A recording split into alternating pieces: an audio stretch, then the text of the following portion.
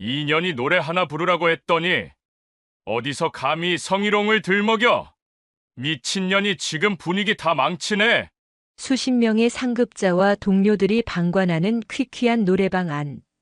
상관의 추악한 모욕과 명령이라는 이름의 폭력에 맞서 한 여군 장교가 자신의 명예와 군인의 본분을 지키려 했던 처절한 사투. 여러분이 만약 하서윤 중이었다면 그 모든 적의와 비웃음 속에서 어떤 선택을 하셨을 것 같나요? 영상 시청하시면서 이야기가 마음에 드셨다면 구독과 좋아요로 채널을 응원해주세요. 건강과 행운이 함께할 거예요. 지도를 찢어 발기듯 거칠게 뻗은 강원도 인제의 산맥. 그 뼛속까지 시린 바람이 지배하는 땅에 대한민국 육군 제12보병사단 을지부대가 자리 잡고 있었다. 이름만 들어도 최전방의 살벌한 긴장감과 혹독한 자연이 동시에 느껴지는 곳. 민간인의 시간과 격리된 듯한 이 거대한 철의 요새에 어울리지 않는 맑은 기운을 가진 한 명의 장교가 있었다. 52연대 통신중대장 하서윤 중위. 그녀는 육군 사관학교를 수석으로 졸업하고 야전으로 부임한 지 1년. 그 짧은 시간 동안 그녀의 이름 앞에는 을지부대의 여신이라는 수식어가 붙었다. 단순히 그녀의 수려한 외모 때문이 아니었다. 그녀의 능력은 진짜였다. 얼마 전 군단 주간 통신망 방호 훈련에서 그녀는 적의 강력한 전파 교란과 해킹 시도 속에서 단 15분 만에 3개의 예비망을 동시에 가동시키고 역으로 적의 교란 위치를 추적해내는 기염을 토했다. 10년차 베테랑 통신 장교들도 혀를 내두른 실력이었다.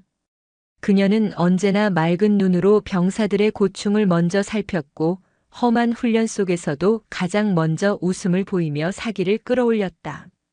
그녀의 통신 중대는 연대 내에서 사고율 0, 전투력 측정 최우수라는 기적 같은 성과를 내고 있었다.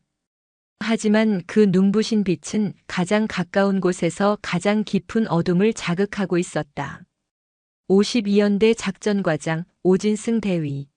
3사관학교 출신인 그는 자신의 피와 땀으로 쌓아 올린 실력과 권력에 대한 자부심이 하늘을 찔렀다. 그는 연대장의 절대적인 신임을 받는 연대의 실세였으며 작전에 관해서는 그 누구의 이견도 용납하지 않는 불도저 같은 인물이었다. 그런 그의 눈에 하서윤 중위는 존재 자체가 모욕이었다. 감히 육사 수석 타이틀을 달고 그것도 여군이 자신의 성역인 작전 분야에서조차 통신 지원이라는 명목으로 성과를 내는 것을 그는 견딜 수 없었다. 그의 뒤틀린 열등감은 노골적인 무시로 드러났다. 하중이 보고서는 너무 깨끗해서 탈이야. 향수 냄새나는 보고서 말고 화약 냄새나는 현장을 좀 아나? 그녀의 브리핑 중간에 말을 끊는 것은 예사였고 회의석상에서 여군이라 체력이 달리나? 그 같은 비아냥을 던지는 것도 서슴지 않았다. 그는 저 잘난 육사 수석이 자신의 발 아래 무릎 꿇을 날만을 기다리고 있었다.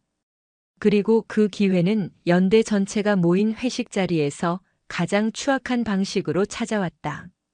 인제 읍내에서 가장 큰 고깃집 2층 전체가 떠나갈 듯 시끄러웠다. 군단 검열을 성공적으로 마친 것을 자축하는 연대 전체 회식이었다. 전투복을 벗은 수십 명의 장교와 부사관들이 뒤섞여 고기를 굽고 술잔을 부딪혔다. 연대장의 축사가 끝나자마자 테이블마다 본격적인 술판이 벌어졌다. 하서윤은 이런 자리가 가시방석이었지만 중대장으로서 부하들을 챙기며 묵묵히 자리를 지켰다.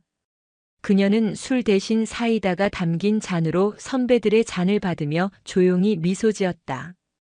그때 이미 얼굴이 시뻘겋게 달아오른 오진승 대위가 그녀의 테이블로 어기적 걸어왔다. 아, 우리 연대의 자랑. 육사 수석. 하서윤 중위님. 그가 일부러 과장된 목소리로 소리치자 주변이 순간 조용해졌다. 오 대위는 그녀의 어깨를 거칠게 툭 치며 빈잔을 내밀었다.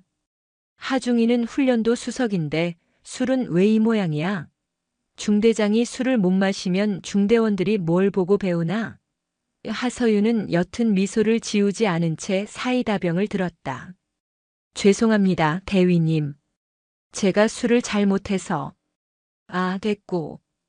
오대위는 그녀의 손을 뿌리치고는 소주병을 집어들어 그녀의 잔에 콸콸 쏟아부었다. 오늘은 마셔. 이건 연대장님이 주시는 술이나 마찬가지야. 자, 원샷. 투명한 액체가 잔을 넘어 흘러내렸다. 명백한 강요였다. 하서윤의 표정이 굳었지만 그녀는 더 큰 소란을 만들지 않기 위해 잔을 들었다. 그때 연대장이 그들을 불렀다. 오대위, 하중이, 그만하고 이리 와. 2차 가야지. 1차 회식이 파하고 거나하게 취한 연대장이 2차를 외쳤다. 좋아. 이 기세 그대로 노래방으로 간다. 오늘 밤은 다 죽었어. 하서윤은 슬쩍 빠져나가려 했지만 오진승이 그녀의 팔목을 거칠게 붙잡았다. 어딜 가 하중이. 오늘 주인공이 빠지면 쓰나. 읍내의 낡은 상가 지하. 문을 열자마자 담배 연기와 술 냄새, 퀴퀴한 곰팡이 냄새가 뒤섞여 코를 찔렀다. 가장 큰 방에 수십 명의 간부들이 빽빽하게 들어찼다. 탬버린 소리와 고성이 난무했고 화면에는 선정적인 뮤직비디오가 번쩍였다. 하서윤은 최대한 눈에 띄지 않게 방 구석의 소파 끝에 몸을 묻었다.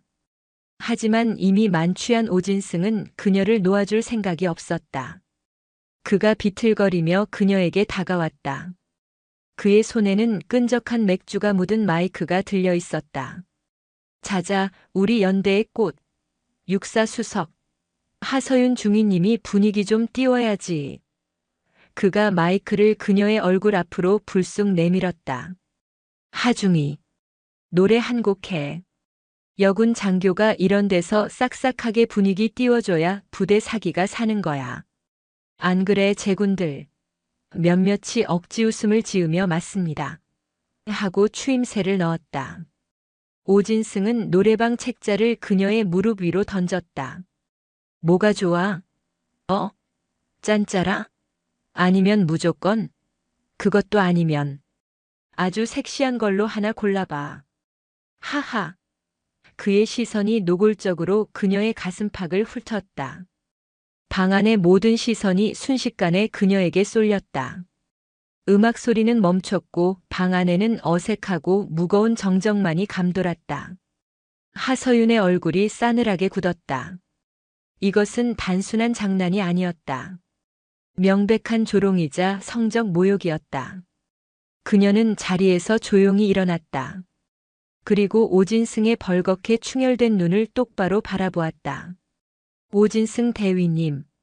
그녀의 목소리는 떨리지 않았지만 얼음장처럼 차가웠다. 저는 유흥접대부가 아닙니다. 순간 방 안의 공기가 얼어붙었다. 그리고 그녀는 말을 이었다. 공개적인 자리에서 여군 장교에게 분위기를 띄우라며 성적인 발언을 하시는 것은 명백한 성희롱입니다. 지금 하신 발언 정식으로 사과하십시오. 강태민 대위의 얼굴에서 웃음기가 싹 사라졌다. 그의 눈이 믿을 수 없다는 듯이 커졌고 곧이어 지독한 분노로 이글거리기 시작했다. 뭐? 성희롱. 이 미친년이 지금 돌았나? 쾅. 그가 손에 들고 있던 마이크를 테이블 유리 위로 내리꽂았다.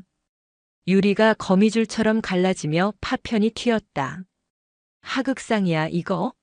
감히 대위한테 작전과장한테. 내가 육사수석이면 다야? 여기가 무슨 내년 안방인 줄 알아. 그의 고함에 모두가 숨을 죽였다. 연대장은 술이 확 깬 듯 당황한 얼굴로 오대위 진정해. 하중이도 농담인데 너무 예민하게 라며 어설픈 중재에 나섰다. 하지만 오진승은 멈추지 않았다. 그는 하서윤에게 손가락질을 하며 악을 썼다. 내가 오늘 너 하서윤 똑똑히 기억하겠다. 내가 감히 누굴 건드렸는지, 내 그 잘난 혓바닥이, 내 군 생활을 어떻게 조지는지 내가 반드시 내년이 군복 벗고 울면서 기어가게 만들어주마. 그것은 저주에 가까운 선전포고였다. 하서윤은 입술을 굳게 깨문 채 그 모든 모욕적인 시선과 폭언을 온몸으로 받아내고 있었다. 그날 밤 퀴퀴한 지하 노래방의 어둠 속에서 그녀의 군 생활을 통째로 집어삼킬 거대한 비극의 막이 오르고 있었다. 노래방에서의 소동은 어설프게 봉합되었다. 연대장은 서둘러 회식을 파했고 하서윤은 그 누구와도 눈을 마주치지 않은 채 숙소로 돌아왔다. 하지만 그날 밤 오진승 대위가 내뱉은 도끼 어린 말은 단순한 술주정이 아니었다. 다음 날 아침 동이 트자마자 하서윤을 향한 오진승 대위의 보복은 거대하고 정교한 기계가 작동하듯 빈틈없이 시작되었다. 그는 결코 드러나지 않는 방식으로 업무와 규정이라는 가장 합법적인 이름 뒤에 숨어 그녀를 파멸시키려 했다. 그의 복수는 교묘했고 잔인했으며 체계적이었다. 첫 번째 거미줄은 서류라는 이름으로 날아들었다. 아침 점호가 끝나자마자 하서윤은 작전 과장실로 호출되었다. 밤새 분노를 사귀지 못한 오진승 대위의 눈은 핏발이 서 있었지만 그의 목소리는 이상할 만큼 차분하고 사무적이었다. 하중이, 어젯밤 일은 공과 사를 구분해서 있도록 하지. 대신 하중이의 그 뛰어난 능력을 좀 빌려야겠어. 그가 책상 위에 산더미 같은 서류철을 던졌다. 이번 군단 검열 수검 자료 원본이다. 대대장이 연대장님께, 연대장님이 사단장님께 칭찬받았다지. 아주 잘 됐어. 이번 기회에 하중이가 우리 연대 전체 3개 보병대대와 직할대 전부 모든 훈련 데이터, 탄약 현황, 작전 계획 보완 사항까지 싹 다 취합해서 완벽한 종합 보고서를 하나 만들도록 해. 군단에 제출해도 손색 없을 수준으로. 이서한은 서류철을 집어들었다. 그것은 통신중대뿐만 아니라 보병, 포병, 공병의 전술과 물자 현황까지 연대 운영의 모든 데이터가 망라된 원본 자료였다. 이걸 저 혼자 다 정리하라는 말씀이십니까? 그럼 육사 수석의 능력을 보여줄 기회잖아. 다른 장교들은 다음 주 유격 훈련 준비로 바빠. 이건 하중이의 역량을 믿고 맡기는 특별 임무야. 그는 시계를 힐끗 보았다. 기한은 내일 아침 6시까지. 내 책상 위에 올려놓도록. 한 페이지라도 부족하거나 오타 하나, 양식 오류 하나라도 발견되면. 알지? 처음부터 다시야. 그것은 물리적으로 불가능한 양이었다. 최소 2주일은 좋게 걸릴 작업을 단 하루 만에, 그것도 자신의 주특기가 아닌 분야까지 총망라해서 처리하라는 것은 명백한 가혹 행위였다. 하지만 하서윤은 알겠습니다라는 말 외에 다른 선택을 할 수 없었다. 여기서 또다시 규정을 들먹이거나 불가능하다고 항변하는 것은 오 대위가 파놓은 명령 불복종이라는 함정에 제 발로 뛰어드는 꼴이었다. 그녀는 그날부터 숙소가 아닌 중대 사무실의 간이 침대에서 밤을 새웠다. 그녀의 선임 부사관인 박진철 상사가 어떻게든 도우려 했지만 하서윤은 단호히 거절했다. 이건 제게 떨어진 임무입니다. 괜히 상사님까지 저 때문에 오 대위님 눈밖에 날 필요 없습니다. 어서 돌아가십시오. 박 상사는 끓어오르는 분노를 억누르며 하서윤의 책상에 따뜻한 캔 커피 하나를 올려놓는 것밖에 할 수 없었다. 중위님, 저 독사 같은 놈한테 약 좀 잡히시면 안 됩니다. 하서윤은 핏발이 선 눈으로 모니터를 응시하며 희미하게 웃었다. 걱정 마십시오, 상사님. 전 괜찮습니다. 그녀는 밤을 꼬박 새웠다. 수십 잔의 커피로 위를 지지고 에너지 드링크로 흐려지는 의식을 붙잡아가며 키보드를 두드렸다. 그리고 다음 날 새벽 5시 50분, 그녀는 수백 페이지에 달하는 완벽한 보고서를 출력해 오진승 대위의 책상 위에 올려놓았다. 1시간 뒤 그녀는 다시 호출되었다. 오진승은 그녀가 밤새 만든 보고서를 훑어보지도 않고 책상 위로 집어 던졌다. 이게 보고서야? 폰트가 굴림이잖아. 국방부 표준 양식 안 배웠나? 요즘은 다 맑은 고딕으로 통일이야. 감각하고는. 촌스럽게. 며칠 전 그가 군대 보고서는 굴림이라고 말했던 것을 기억했지만 하서윤은 아무 말도 하지 않았다. 그리고 40페이지에 있는 지도 좌표 이거 소수점 둘째 자리까지 표기했네. 셋째 자리까지가 표준이야. 다시 해. 그녀는 묵묵히 보고서를 들고 나왔다. 그날 저녁 다시 보고서를 제출했다. 그러자 이번에는 보고서의 전반적인 논조가 너무 수비적이다. 공격적이고 진취적인 용어로 수정해. 고려함이 뭐야? 타격함으로 바꿔. 라는 지시가 떨어졌다. 그 다음 날에는 각주 처리가 미흡하다는 이유로 그 다음 날에는 데이터 테이블의 가독성이 떨어진다는 이유로 보고서는 3번, 4번, 5번이나 반려되었다. 오진승 대위는 그녀의 뛰어난 실력과 완벽주의를 역이용했다. 그녀가 완벽하게 해내려 할수록 그는 더 사소하고 주관적인 트집을 잡아 그녀를 무너뜨렸다. 그녀가 노래방에서 자신에게 주었던 모욕을 그는 서류라는 합법적인 고문 도구로 몇 배, 몇십 배로 되돌려주고 있었다. 하서윤은 며칠째 잠을 자지 못했고 그녀의 맑았던 눈은 깊은 절망과 피로로 흐려져 가고 있었다. 일주일에 걸친 지옥 같은 서류 작업이 끝났을 때 하서윤의 몸은 이미 한계에 다다른 상태였다. 관사 침대에 몸을 던지듯 쓰러져 뜬 눈으로 밤을 지새운 지 나흘째 그녀의 정신은 얇은 유리잔처럼 위태롭게 버티고 있었다. 하지만 오진승은 그녀에게 숨 돌릴 틈조차 줄 생각이 없었다. 연대 전술 훈련이 시작되었다. 연대 전체의 전투력이 총동원되는 이 훈련에서 통신은 인간의 신경망과도 같은 핵심 중의 핵심이었다. 그리고 이 훈련의 모든 시나리오와 평가는 연대 작전 과장이자 훈련 통제관인 오진승 대위의 손에 달려 있었다. 훈련은 혹한 속에서 진행되었다. 살을 애는 바람이 부는 능선 위 하서윤은 병사들을 지휘하며 주 지휘소 통신망 구축에 여념이 없었다. 그녀의 전문성이 빛을 발하는 순간이었다.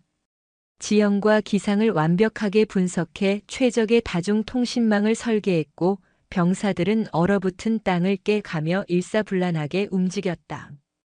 중위님, 위성망 링크 완료됐습니다.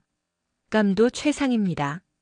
통신병의 보고에 그녀가 희미하게 웃으며 다음 지시를 내리려던 바로 그 순간 얼어붙은 공기를 찢고 오진승의 목소리가 날아들었다. 거기 다 집합. 오대위가 통제관 완장을 찬 채 거만한 걸음으로 다가왔다. 통신중대원 전원이 작업을 멈추고 그에게 경례를 붙였다. 그는 경례를 받는 둥 마는 둥 하더니 하서윤이 막 설치를 마친 거대한 위성 안테나를 턱짓으로 가리켰다. 하중이. 네, 대위님. 육사에서 대체 뭘 배운 거야? 누가 지휘소 안테나를 이따위로 능선 꼭대기에 박으라고 가르치던가. 순간 중대원들의 얼굴이 굳어졌다. 하서윤의 얼굴에서도 핏기가 가셨다. 무슨 말씀이신지 모르겠습니다. 여긴 감도 측정 결과 가장 양호한 지점이며 적 관측으로부터 차폐된 능선 후사면입니다. 차폐? 하서윤 중위는 그놈의 이론이 문제야. 현장을 몰라 현장을. 오대위는 작전 지도의 한 지점을 손가락으로 거칠게 찍었다. 여기가 아니라 저기. 300m 뒤편에 있는 저 골짜기 밑바닥으로 당장 옮겨 설치해. 거기가 훨씬 은폐가 잘 되고 적 포격으로부터 안전해. 작전의 기본도 모르나? 하서윤은 경악했다. 그가 가리킨 곳은 사방이 산으로 막힌 완벽한 음영지역, 전파의 무덤이었다. 대위님, 그곳으로 이동하면 신호 감쇄율이 90%를 넘습니다. 연대 본부와의 교신 자체가 불가능해집니다. 뭐? 오진승의 눈이 살벌하게 빛났다.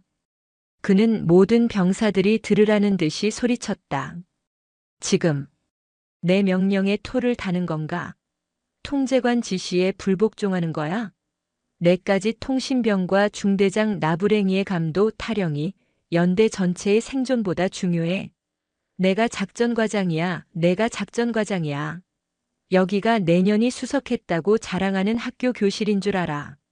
당장 실시해. 그것은 수십 명의 부하들이 모두 지켜보는 앞에서 이루어진 명백한 지휘권 침해이자 잔인한 공개 모욕이었다. 그녀의 병사들은 그녀의 얼굴만 힐끗거렸다. 여기서 상관의 명령에 불복종할 수는 없었다. 그녀는 결국 이를 악물고 명령했다. 중대 전원. 장비 해체. 목표 지점으로 이동한다. 병사들은 불만 가득한 얼굴로 하지만 묵묵히 얼어붙은 장비를 다시 해체하기 시작했다. 하서윤은 온몸에 피가 거꾸로 솟는 듯한 굴욕감을 느꼈다. 오진승은 만족스러운 미소를 지으며 돌아섰다. 당연하게도 훈련이 시작되자마자 재앙이 터졌다. 오 대위가 지정한 장소에 설치된 통신망은 시도 때도 없이 두절되었고 지휘소와 각 대대 간의 교신이 마비 상태에 이르렀다. 연대장의 불호령이 무전기를 찢을 듯이 울려 퍼졌다. 통신 대체 뭐 하는 거야? 왜 이렇게 안 터져? 지금적 전차가 코앞인데 보고도 못해? 오진승 대위는 기다렸다는 듯이 무전기에 대고 소리쳤다. 연대장님, 통신 중대장이 최초 지점 선정을 잘못해서 그렇습니다. 제가 방금 시정 조치했으나 장비 자체에 결함이 있는 것 같습니다. 육사 수석이라더니 실전은 완전 엉망입니다. 역시 계집은. 그는 마지막 말을 삼켰지만 그 의도는 명백했다. 모든 책임은 하서윤에게 돌아갔다. 그녀는 아무런 변명도 할 수 없었다. 진실을 말하는 순간 그것은 작전 과장에 대한 항명이자 부대 전체의 진흙탕 싸움으로 번질 것이기 때문이었다. 그녀는 그저 죄송합니다. 즉시 조치하겠습니다라는 말밖에 할 수 없었다. 훈련이 끝난 후 하서윤은 연대장에게 불려가 기본도 안 된 장교라는 혹독한 질책을 들어야 했다. 전술 훈련은 통신 중대의 참패로 끝났다. 하서윤은 연대장으로부터 공식적인 질책을 받았고 그녀의 중대는 최하위 평가를 받았다. 그동안 쌓아 올린 모든 명예와 신뢰가 오진승 대위의 계략 한 방에 무너져 내렸다. 하지만 이것은 오진승이 계획한 파멸의 서막에 불과했다. 물리적인 괴롭힘으로 그녀의 능력을 꺾어버린 그는 이제 교묘한 심리전으로 그녀의 영혼을 파괴하기 시작했다. 그는 연대 내에 독이 든 꿀을 바른 듯한 치명적인 소문들을 퍼뜨리기 시작했다. 그 하중이 말이야. 완전 거품이라던데. 이론만 뻔지르르 하고 실전은 젬병이래. 이번 훈련 때 작전 과장님이 아니었으면 연대 전체가 망할 뻔했다잖아. 쉿 들었어? 그게 그냥 실력 문제가 아니래. 그날 노래방에서 하중이가 오 대위님한테 엄청나게 꼬리를 쳤다던데. 육사 수석이 별거냐 목록이라도 하려고 했나 보지. 헐 진짜? 근데 오 대위님이 그걸 바로 쳐내니까. 앙심을 품고 훈련을 일부러 망쳤다는 거야. 와, 완전 미친년 아니야? 소문은 꼬리에 꼬리를 물고 부풀려졌다. 그녀의 정당한 저항은 상관을 유혹하려다 실패한 여우짓으로 그녀의 뛰어난 실력은 남자를 홀리기 위한 수단으로 그녀의 처절했던 항변은 앙심을 품은 사보타주로 둔갑했다. 소문의 진원지는 명백히 오 대위와 그에게 아첨하는 작전과 참모들이었지만 아무도 그 사실을 입에 담지 않았다. 오히려 소문은 간부들의 무관심과 병사들의 호기심 속에서 더욱 살을 찌워나갔다. 한때 그녀를 여신이라 부르며 따르던 병사들조차 그녀를 수군거리며 피했다. 동료 장교들은 오진승의 눈치를 보며 그녀와의 식사조차 꺼렸다. 하서윤은 부대 안에서 완벽하게 고립되었다. 그녀는 식당에도 가지 못하고 사무실에서 홀로 컵라면으로 끼니를 때웠다. 밤에는 잠을 이룰 수 없었다. 퀴퀴한 노래방의 담배 연기, 오진승의 그 경멸에 찬 눈빛, 병사들의 수군거림이 환청처럼 그녀를 괴롭혔다. 그녀는 누구에게도 자신의 고통을 애스터러 놓을 수 없었다. 유일한 버팀목이었던 박진철 상사마저 5대위의 압력으로 다른 대대로 전출 명령이 났다. 중위님, 죄송합니다. 끝까지 지켜드리지 못해서. 떠나는 날 노련한 부사관은 그녀 앞에서 눈물을 보였다. 그녀는 연대장에게 면담을 신청했다. 이 모든 부당함을 알리고자 했다. 하지만 연대장은 그녀의 면담을 받아주지 않았다. 작전과장이랑 잘 협의해서 해결해. 중대장이 그 정도 갈등도 중재 못하나? 연대장은 이미 오진승의 완벽한 보고에 세뇌되어 하서윤을 실력은 없으면서 자존심만 강하고 분란을 일으키는 문제 장교로 인식하고 있었다. 모든 탈출구가 막혔다. 그녀는 거대한 철의 요새에 홀로 갇힌 죄수였다. 그녀의 몸과 마음은 이미 한계에 다다르고 있었다. 그리고 오진승 대위는 그 족쇄를 더욱더 단단히 채울 다음 계획을, 가장 치명적이고 위험한 마지막 계획을 준비하고 있었다. 그 시각 서울 용산의 합동참모본부. 대한민국 군의 심장부에서 열린 긴급 안보 전략 회의. 회의실의 팽팽한 긴장감 속에서도 유독 서늘하고 날카로운 존재감을 뿜어내는 한 사람이 있었다. 합동참모본부 전략기획차장 한지수 준장. 그녀는 대한민국 육군 최초의 여성 보병 소장이 유력한 인물로 별 하나에 불과했지만 그 영향력은 웬만한 중장을 능가했다. 그녀는 날카로운 분석과 얼음 같은 결단력으로 강철의 여왕이라 불렸다. 그녀가 바로 하서윤의 어머니였다. 회의가 끝나고 집무실로 돌아온 한 준장은 이유 모를 불안감에 휩싸였다. 며칠 전부터 딸아이 서윤이와 연락이 잘 닿지 않는 것이 마음에 걸렸다. 원래 주말마다 영상통화를 하던 딸이 지난주는 훈련 준비라는 짧은 문자만 보내왔다. 그나마 어젯밤에 겨우 통화가 되었지만 수화기 너머로 들려온 딸의 목소리는 너무나 지쳐 있었고 애써 밝은 척하는 톤 뒤에 미세한 떨림이 숨겨져 있었다. 별일 없어, 엄마. 그냥 최전방이 다 그렇지 뭐. 걱정 마. 모성애라는 비과학적인 감정은 수십 년간 정보와 전략을 다뤄온 한 준장의 직감을 더욱 날카롭게 자극했다.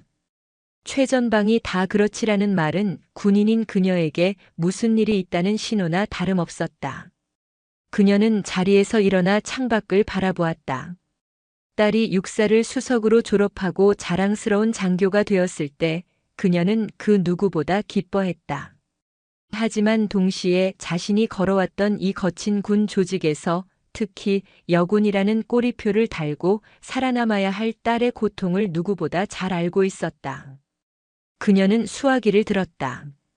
딸의 부대인 12사단에 직접 전화를 거는 것은 딸의 입지를 더욱 곤란하게 만들 수 있는 최악의 수였다. 그녀는 잠시 망설이다 자신의 직속 부관이자 가장 신뢰하는 정보장교인 김민혁 대령을 호출했다. 김 대령. 이건 공적인 명령이 아니야. 사적인 부탁일세. 말씀하십시오, 차장님. 12사단 52연대 통신중대장 하서윤 중위. 내 딸이야. 김 대령의 눈이 커졌지만 그는 표정 하나 바꾸지 않았다. 최근 연대 내 평판, 지휘관들과의 관계, 특히 연대 작전과장 오진승 대위라는 자와의 관계를 비공식적으로 최대한 조용히 알아봐주게. 내일 아침까지. 알겠습니다. 김민혁 대령은 그녀가 사적이라고 말했지만 그것이 그 어떤 공적 임무보다 무겁다는 것을 알았다. 그는 육군본부 내 자신의 인맥을 총동원해 즉시 정보 수집에 들어갔다. 그리고 바로 그날 밤 인제의 을지부대에는 거대한 폭풍우가 몰아치기 시작했다. 기상청에서는 호우경보와 함께 산사태 경보를 발령했다. 연대 전체에는 모든 야외 활동과 차량 운행을 금지하는 비상 지시가 하달되었다. 완벽한 타이밍이었다. 마침 연대장은 군단 회의 참석차 양양으로 떠나 부대를 비운 상태였다. 지금 이 순간 연대의 모든 작전 통제 권한은 연대장 직무대리인 작전과장 오진승 대위에게 위임되어 있었다. 그는 자신의 사무실에서 창밖으로 쏟아지는 비를 보며 만족스러운 미소를 지었다. 그는 수화기를 들어 통신중대장실로 전화를 걸었다. 그의 목소리는 평소보다 한 톤 높았고 어딘지 모르게 흥분되어 있었다. 하서윤 중위.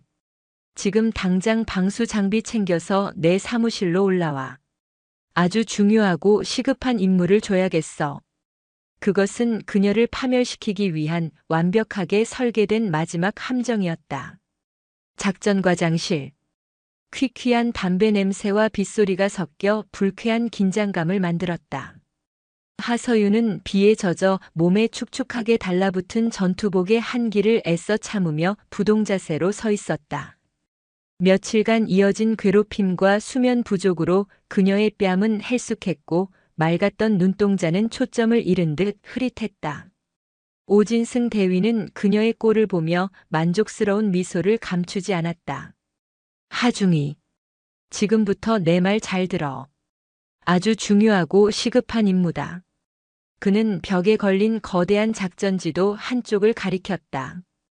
그곳은 인제에서도 가장 험준하고 외진 곳, 먹소봉이라 불리는 해발 1400m 고지에 폐쇄된 구형 중개소 위치였다. 먹소봉 중개소에 문제가 생긴 것 같다. 군단 정보처에서 방금 전문이 내려왔어. 그쪽 예비 전력 공급 장치에서 이상 신호가 잡힌다고 한다. 아주 중요한 군사 기밀 시설이라 즉각 조치가 필요해. 그의 말은 전부 완벽한 거짓말이었다. 먹소봉 중개소는 이미 3년 전 낙뢰로 장비가 전소되어 폐쇄되었고 지금은 낡은 콘크리트 구조물과 망가진 철탑만이 남아있는 흉가나 다름없었다.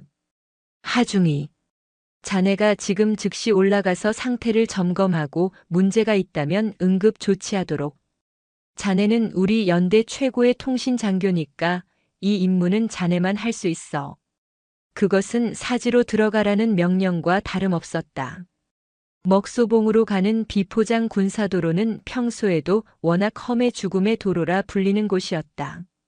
이렇게 앞이 보이지 않을 만큼 비가 쏟아지는 날에는 산사태와 급류에 휩쓸려 죽음을 각오해야 했다.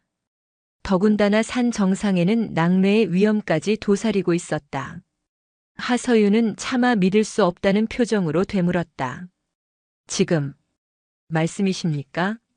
이 날씨에 저 혼자 말이 삐니까? 그리고 먹소봉은 이미 그 입 닥치지 못해. 오진승이 책상을 내리치며 고함을 질렀다. 지금 내 명령에 토를 다는 건가? 폐쇄 운운하는 건 적을 속이기 위한 기만술이야. 군단 정보처에서 직접 하달된 1급 기밀 사항이라고. 내가 뭔데 그걸 판단해. 그는 그녀에게 얼굴을 들이밀며 비열하게 속삭였다. 아니면 이젠 명령 불복종까지 하겠다 이건가? 저번 노래방에서처럼 또 규정 들먹여 보시지. 그래. 내년이 지금 여기서 내 명령을 거부하는 순간 난 널 연대장 직무대리 명령 불복종 및 적전 상황하 기밀 임무 거부 혐의로 즉시 헌병대에 넘길 거다. 어느 쪽이 더 내군 생활을 빨리 끝장낼까? 그것은 완벽한 함정이었다. 가도 죽음 거부해도 파멸이었다. 하서윤은 더 이상 아무 말도 할 수 없었다. 그녀는 이것이 자신을 완전히 무너뜨리기 위한 마지막 단계임을, 어쩌면 사고를 가장한 명백한 사리가 담겨 있음을 직감했다. 그녀는 조용히 경례를 붙이고 작전과장실을 나섰다. 그녀의 등 뒤로 오진승의 차가운 목소리가 비수처럼 날아와 꽂혔다. 아, 그리고 이번 임무는 1급 기밀이다. 보안이 생명이야. 절대 누구에게도 행선지를 알리지 말고 개인 무전기도 휴대하지 말도록. 중개소에 비상직통선이 있으니 그걸 사용하면 될 거야. 임무 완수 후에는 별도 보고 없이 부대로 복귀하도록. 그것은 그녀의 모든 퇴로를 차단하고 고립된 죽음으로 내모는 악마의 속삭임이었다. 하서윤은 통신중대로 돌아와 묵묵히 장비를 챙겼다. 방수포, 여분의 배터리, 공구들. 그녀의 손은 기계적으로 움직였지만 머릿속은 하얗게 비어 있었다. 그녀의 텅 빈 눈동자를 본 당직 사관이 무언가 이상함을 느끼고 그녀를 붙잡았다. 중대장님, 얼굴이 왜 이러십니까? 어딜 가시는데 그럽니까가 이 날씨에. 작전 명령입니다. 그 한마디에 담긴 체념과 절망을 느낀 당직 사관은 더 이상 묻지 못했다. 하서윤은 지프차 한 대를 배정받아 부대를 나섰다. 빗줄기는 더욱 거세져 와이퍼를 가장 빠르게 움직여도 시야 확보가 어려울 정도였다. 부대 정문을 나서는 순간 그녀는 100미러로 멀어지는 위병소를 바라보았다. 어쩌면 다시는 돌아오지 못할 길일지도 모른다는 불길한 생각이 온몸을 감쌌다. 바로 그 시각 용산의 합동참모본부. 전략기획차장 한지수 준장의 집무실에는 얼음 같은 정적이 흘렀다. 그녀의 사적인 부탁을 받고 12사단 내부를 파악하고 돌아온 김민혁 대령의 얼굴은 하얗게 질려 있었다. 차장님, 상황이 생각보다 훨씬 심각합니다. 그는 지난 몇 주간 하서윤 중위가 당한 일들을 조심스럽게 보고했다. 노래방에서의 공개적인 성희롱, 살인적인 서류 작업 지시, 전술 훈련 중에 고의적인 지휘권 모독과 사보타주 유도, 그리고 현재 연대 내에 하중희님이 오 대위님을 유혹하려다 실패하자 앙심을 품고 훈련을 망쳤다는 그런 악질적인 소문이 파다하다고 합니다. 한지수 준장의 눈이 가늘어졌다. 그녀의 손이 분노로 미세하게 떨렸다. 그 오진승이라는 자가 내 딸을. 그게 다가 아닙니다. 김 대령의 목소리가 절망적으로 낮아졌다. 방금 12사단 사령부 정보처에 있는 제 동기에게서 연락이 왔습니다. 1시간 전 하서윤 중위가 호우 경보가 발령된 상황에서 단독으로 먹소봉 폐쇄 중개소 점검 임무에 투입되었다고 합니다. 연대장 부재 작전과장 오진승 대위가 직무대리 자격으로 직접 지시했으며 현재 연락 두절 상태입니다. 쾅! 한지수 준장의 주먹이 단단한 참나무 책상을 내리쳤다. 그녀의 눈에서 불꽃이 튀었다. 그것은 단순한 괴롭힘이 아니었다. 명백한 살인 미수 행위였다. 분노가 머리끝까지 치밀어 올랐다. 그녀는 평생을 지켜온 냉철함을 던져버렸다. 지금 그녀는 합참의 준장이 아니라 죽음의 위기에 내몰린 딸을 둔 어머니였다. 하지만 그녀의 분노는 뜨거운 절규가 아닌 차가운 강철의 형태로 터져나왔다. 그녀는 즉시 책상 위에 놓인 세 대의 전화기 중 가장 묵직한 군 최고 지휘관들하고만 연결되는 붉은색 직통 전화를 집어들었다. 그녀의 첫 번째 전화는 12사단장 김성철 소장에게로 향했다. 김성철 소장, 나 합참 전략기획차장 한지수 준장이다. 수화기 너머의 김 소장은 합참에, 그것도 강철의 여왕이라 불리는 한 준장의 직통 전화에 심장이 멎는 듯 했다. 충성. 차장님, 어쩐 일이십니까? 어쩐 일이냐고? 자네 부대에서 지금 무슨 일이 벌어지고 있는지 알고나 있나? 자네가 자리를 비운 사이 52연대 작전과장 오진승 대위라는 놈이 내 딸 하서윤 중위를 호우 경보가 내린 산으로, 그것도 폐쇄된 중개소로 무전기 하나 없이 혼자 올려보냈어. 이건 명백한 살인 미수야. 네. 차장님 따님이라니 그게 무슨. 변명 따위 들을 시간 없어. 한 준장이 포효했다. 자네 지금 당장 사단 수색대대 의무대 헬기 동원할 수 있는 모든 자원을 총동원해서 먹소봉으로 올려보내. 내 딸 머리카락 하나라도 잘못되면 자네 그 별 내가 직접 떼어낼 줄 알아. 당장 실시해. 그녀는 김 소장의 대답도 듣지 않고 전화를 끊어버렸다. 그리고 즉시 두 번째 직통 전화를 걸었다. 대한민국 육군의 기강과 감찰을 총괄하는 육군본부 감찰실장 이철민 중장에게였다. 장군님, 저 한지수입니다. 지금 당장 육군중앙수사단과 감찰실 직권조사팀을 12사단으로 급파해 주십시오. 혐의는 직권남용, 가혹행위, 그리고 살인미수입니다. 범인은 52연대 작전과장 오진승 대위. 네, 맞습니다. 제가 직접 고발하는 겁니다. 모든 증거는 제가 책임지겠습니다. 그녀는 마지막으로 자신의 부관 김민혁 대령을 불렀다. 김 대령, 당장 계룡대 헬기 띄워 12사단으로 바로 간다. 그 버러지 같은 놈이 내 딸에게 무슨 짓을 했는지 내 눈으로 직접 확인해야겠어. 지옥이었다. 하서윤은 먹소봉 중턱에서 사투를 벌이고 있었다. 부대를 나선 지 1시간쯤 지났을까? 먹소봉으로 향하는 비포장도로는 이미 붉은 진흙강으로 변해 있었다. 지프차의 바퀴는 헛돌고 차체는 금방이라도 천길 낭떠러지로 미끄러질 듯 위태롭게 흔들렸다. 결국 거대한 산사태가 길을 막아서자 더 이상 차로 가는 것은 불가능해졌다. 흙과 바위가 그녀의 지프차 앞을 덮쳤다. 하서윤은 차에서 내려 장비를 짊어졌다. 그리고 망설임 없이 빗속의 산길로 걸어 들어갔다. 남은 거리는 약 4km. 평지라면 1시간이면 갈 거리지만 이 험한 산길에서는 끝이 보이지 않는 여정이었다. 빗물과 땀으로 온몸이 흥건했다. 가파른 경사면을 오를 때는 네 발로 기어가야 했고 미끄러운 바위에 발을 헛디뎌 몇 번이나 굴러떨어졌다. 바위 모서리에 부딪힌 손목에서 극심한 통증이 느껴졌지만 멈출 수 없었다. 억지로 다시 일어나 몇 걸음 옮겼을 때 갑자기 하늘이 번쩍하며 천지를 뒤흔드는 괴음이 울려 퍼졌다. 낙뢰였다. 바로 옆에 있던 거대한 소나무가 쩍 소리를 내며 세로로 쪼개지더니 불길에 휩싸였다. 하서윤은 본능적으로 땅에 엎드렸다. 심장이 미친 듯이 뛰었다. 귓가에서는 이명이 윙윙거렸다. 죽음의 공포가 온몸을 덮쳐왔다. 그녀는 엎드린 채 한참을 움직이지 못했다. 굵은 빗방울이 그녀의 등을 무자비하게 때렸다. 서러움이 복받쳐 올랐다. 내가 왜 여기서 이런 일을 당해야 하는가?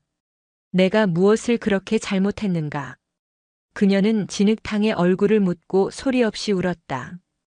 뜨거운 눈물이 차가운 빗물에 섞여 하염없이 흘러내렸다. 하지만 그녀는 포기하지 않았다. 이대로 죽을 수는 없었다. 자신을 이렇게 만든 자에게 복수하기 위해서라도, 아니, 자신을 믿고 사랑해주는 어머니를 위해서라도 살아야 했다. 그녀는 이를 악물고 부러진 듯한 손목을 전투복으로 동여맨 채 다시 일어섰다. 그리고 마침내 폭우 속에서 희미하게 버티고 선 폐중계소의 낡은 콘크리트 구조물을 발견했다. 문은 녹슨 자물쇠로 잠겨 있었다. 그녀는 배낭에서 공구를 꺼내 자물쇠를 부수고 안으로 들어갔다. 내부는 냉골이었고 쥐 죽은 듯 조용했다. 그녀는 덜덜 떨리는 몸을 이끌고 비상 연락망을 찾았지만 수화기를 드는 순간 절망했다. 전화선은 이미 10년도 더 전에 끊겨 있었다. 오진승 대위가 말한 비상 연락망은 처음부터 거짓말이었던 것이다. 모든 희망이 사라진 순간 그녀는 마지막 남은 힘을 다해 자신의 군장을 뒤졌다. 그리고 손바닥만 한 비상용 조난 신호기를 꺼냈다. 육사생도 시절 실전 훈련 때 지급받았던 그녀의 어머니가 만약을 위해 몰래 챙겨준 호신용 장비였다. 그녀는 떨리는 손으로 비상 버튼을 눌렀다. 희미한 붉은빛이 깜빡이다. 이내 그녀는 그대로 장비 위로 쓰러져 의식을 잃었다. 같은 시각 12사단 사령부는 지옥도 그 자체였다. 합참의 한지수 준장의 전화를 받은 사단장 김성철 소장은 자신이 무슨 말을 들었는지 믿을 수가 없었다. 오진승이 그 미친놈이. 그는 즉시 헌병대에 소리쳤다. 당장 52연대 작전과장 강태민 대위, 지금 당장 내 방으로 잡아와. 아니, 내가 간다. 수색대대 헬기 당장 띄워. 먹소봉으로 가. 바로 그때 사단장실 문이 거칠게 열리고 비에 흠뻑 젖은 육군본부 감찰실장과 중앙수사단 요원들이 들이닥쳤다.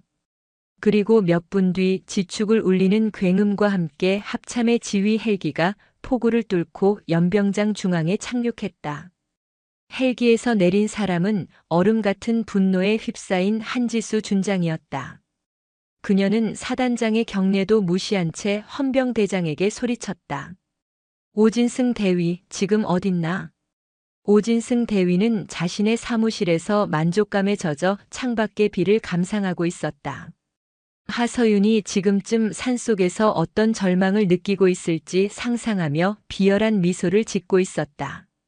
그때 사무실 문이 부서져라 열리고 완전 무장한 헌병들과 CID 요원들 그리고 사단장과 난생 처음 보는 육군본부의 장성들 그리고 그들 중심에 선 한지수 준장이 들어섰다.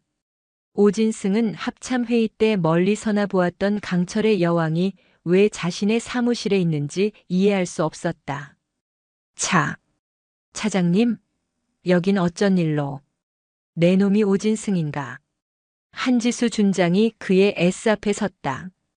그녀의 목소리는 낮았지만 그 안에 담긴 살기는 방 안의 모든 것을 얼어붙게 했다.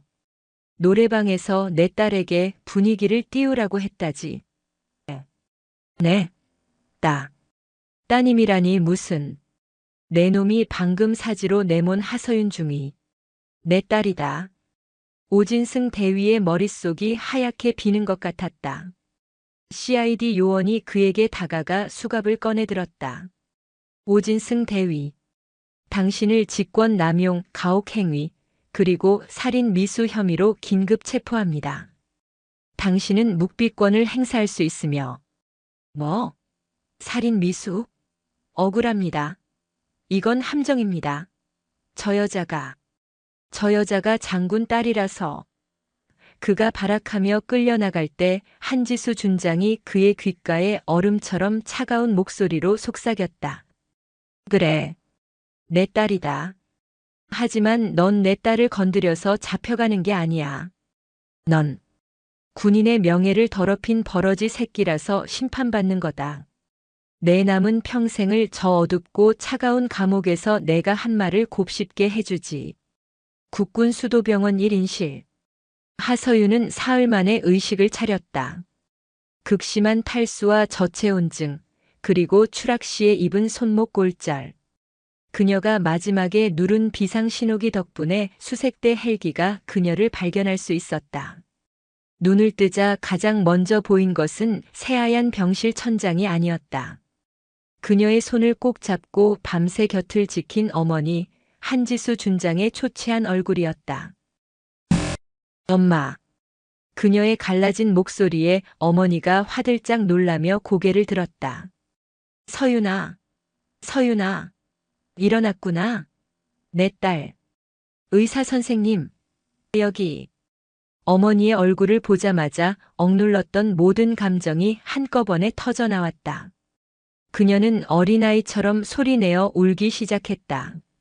한 준장은 말없이 다가가 그녀의 어깨를 감싸 안았다. 괜찮아.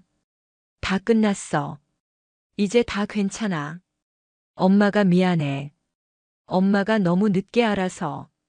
그의 따뜻한 품 안에서 서윤은 한참을 울었다. 그동안 겪었던 모든 고통과 서러움, 죽음의 공포가 눈물과 함께 씻겨 내려가는 듯 했다. 한참을 울어 진정한 서윤에게 한준장은 따뜻한 물 한 잔을 건넸다. 오진승. 그 사람은 어떻게 됐어요? 어머니의 눈에 순간 강철 같은 분노가 스쳤다. 그 인간 말종은 지금 육군 교도소에 수감 중이다. 군 검찰에서 살인 미수 및 직권 남용, 가혹행위, 성희롱 혐의로 기소했고 군사 재판이 진행 중이야. 내가 훈련 중에 겪었던 모든 일, 그가 퍼뜨린 악질적인 소문들까지 감찰실에서 전부 증거 확보했다. 남은 인생 감옥에서 썩게 될 거야. 그리고 그놈의 폭주를 알면서도 방관하고 내 면담 신청을 묵살했던 연대장. 어제부로 보직 해임됐다. 아마 조만간 불명예 전역 처리될 거다. 12사단장 역시 지휘 책임을 물어 징계위원회에 회부됐고 아마 한직으로 밀려나게 되겠지. 그 소문에 동조하고 널 비웃었던 작전과 참모놈들도 전부 색출해서 최전방 GOP 초소장으로 발령 조치했다. 그들의 군 생활도 그걸로 끝이야. 서유는 조용히 물만 마셨다. 통쾌했지만 동시에 마음 한구석이 뻥 뚫린 듯 허무했다. 군에 대한 자부심과 믿음이 산산조각 났고 사람에 대한 신뢰도 무너져 내렸다.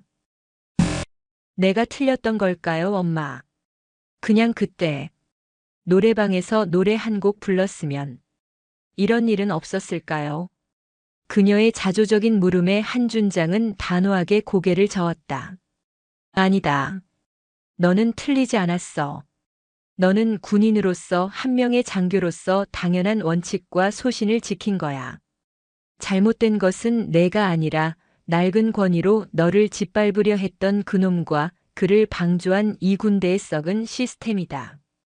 그러니 절대 스스로를 탓하지 마라. 한준장은 딸의 손을 잡으며 말을 이었다. 너는 이번 일로 군에 대한 깊은 회의감을 느꼈을 테지. 군복을 벗고 싶다는 생각도 할 거고. 그 누구도 너의 선택을 비난할 수 없다. 네. 하지만 엄마는 내가 이 군에 남아주었으면 좋겠다. 너처럼 용기 있고 실력 있으며 이 지독한 아픔을 겪어본 군인이 필요하다. 너처럼 상처를 겪어본 사람만이 다른 사람의 상처를 진심으로 이해하고 보듬어 줄 수 있어. 이번 사건을 계기로 군은 바뀔 거다. 나와 뜻 있는 모든 군인들이 그렇게 만들 거야. 그 변화의 중심에 내가 함께 있어준다면 더 바랄 것이 없겠다.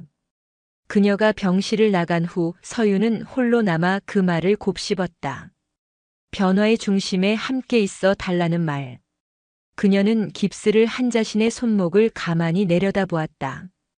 이 손으로 다시 통신 장비를 만질 수 있을까? 이 군복을 다시 자랑스럽게 입을 수 있을까? 답은 쉽게 나오지 않았다.